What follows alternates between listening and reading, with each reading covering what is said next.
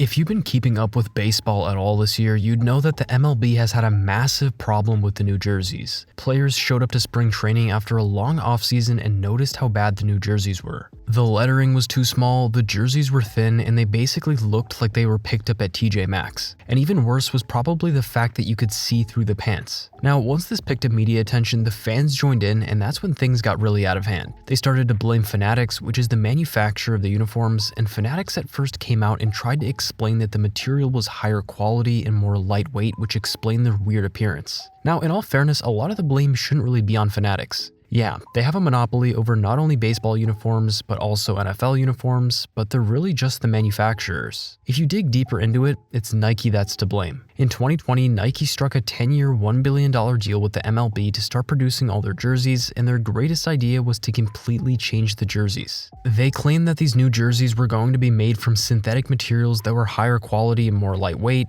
and that they were also innovating. Now, let's be honest, what they meant by that is that they're going to cut costs on the material and charge more for their jerseys. I mean, these jerseys go for roughly $175, and some of the special edition ones are nearly $400, and they're flimsy and feel fake. So while people were blaming Fanatics, the real problem was Nike. I mean, all Fanatics does is manufacture whatever designs Nike sends them, and if those designs are ugly or made from cheap material, then that's what they make. And according to insiders, Nike refused to listen to any input from the MLB, the Players Association, or anyone who should have had some input for the jerseys. In fact, when the complaints started rolling in a couple of months ago, Nike just said that the players should get used to it because that's how it is.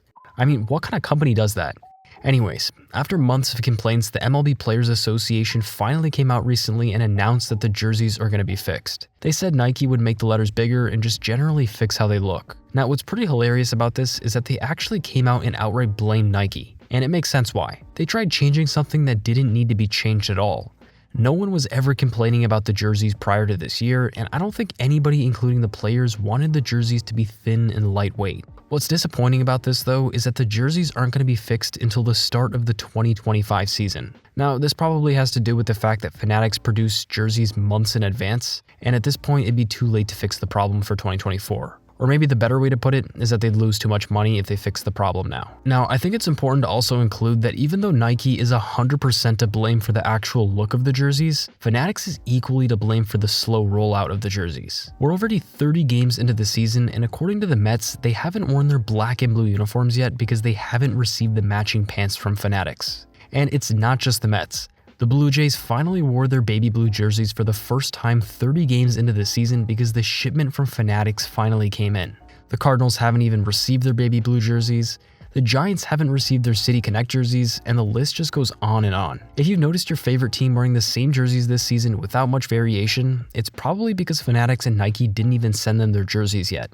I get that to some people, the jerseys might not seem like such a big deal, but if you're going to shell out nearly $200 to support your team, the least you can expect is a high-quality jersey. At this point, it seems like the jerseys won't be fixed for 2024, so I guess all we can do is hope that they're fixed by next season. If you're thinking of buying a new jersey, maybe wait until next year.